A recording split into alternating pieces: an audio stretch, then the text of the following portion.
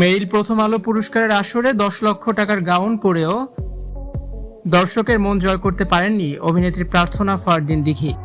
এবারের আসরেও পোশাক ও লুক নিয়ে সবচেয়ে বেশি আলোচনায় অভিনেত্রী প্রার্থনা ফারদিন দিঘি। রেড কার্পেটে দিঘিকে দেখা গেছে একটা হালকা সবুজ রঙের ভারী কাজ করা গাউনে। সূত্রের খবর অনুযায়ী এই বিশেষ গাউনটির মূল্য প্রায় 10 লক্ষ টাকা। তবে আকাশচুম্বী দামের এই পোশাকটি দিঘির জন্য স্বস্তিদায়ক ছিল না বলেই মনে করছেন ভক্তরা। অনুষ্ঠানে হাঁটার সময় বেশ কয়েকবার পোশাক নিয়ে তাকে অস্বস্তিতে পড়তে দেখা যায়, যা ক্যামেরার লেন্সেও ধরা পড়েছে।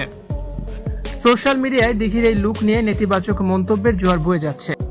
ভক্ত ও ফ্যাশন সচেতনদের মতে 10 লক্ষ টাকা ব্যয় করলেও পোশাকের কাটিং এবং ডিজাইন দিঘির শারীরিক গঠনের সাথে সামঞ্জস্যপূর্ণ ছিল না।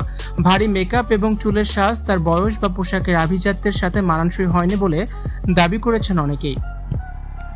সমালোচকদের বড় একটি অংশ মনে করছেন বাড়তি ওজন দিঘির গ্ল্যামারকে বাধাগ্রস্ত করছে। বিশেষ করে রেড কার্পেটের মতো জায়গায় যেখানে ফিটনেস অত্যন্ত গুরুত্বপূর্ণ, সেখানে দিঘির এই উপস্থিত ছিল নিষ্প্রভ। অনেকেই মন্তব্য করেছেন, ফ্যাশন মানে শুধু দামি পোশাক নয়, বরং ব্যক্তিত্বের সাথে মানানসই হওয়াটাই আসল। 10 লক্ষ টাকা খরচ করেও যদি আত্মবিশ্বাস এবং সৌন্দর্য ফুটে না ওঠে, তবে সেই ব্যয় অর্থহীন হয়ে পড়ে। দিঘি বরাবরই তার সাবলীল অভিনয়ের জন্য প্রশংসিত, তবে রেড কার্পেট ফ্যাশনে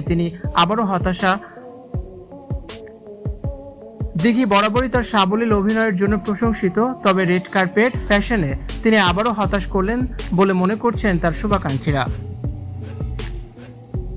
তারকাদের ব্যক্তিগত পছন্দ, ফ্যাশন সেন্স নিয়ে বিতর্ক নতুন কিছু নয়, তবে দিঘির মতো একজন জনপ্রিয় অভিনেত্রীর কাছ থেকে আরও রুচিশীল এবং পরিণত ফ্যাশন চয়েস আশা করছিলেন তার ভক্তরা। ভিউয়ার্স, দিঘির এই গাউনটি আপনাদের কাছে কেমন লেগেছে জানে অবশ্যই কমেন্টস করে দিন, ভিডিওটি অবশ্যই শেয়ার করা উচিত ছিল।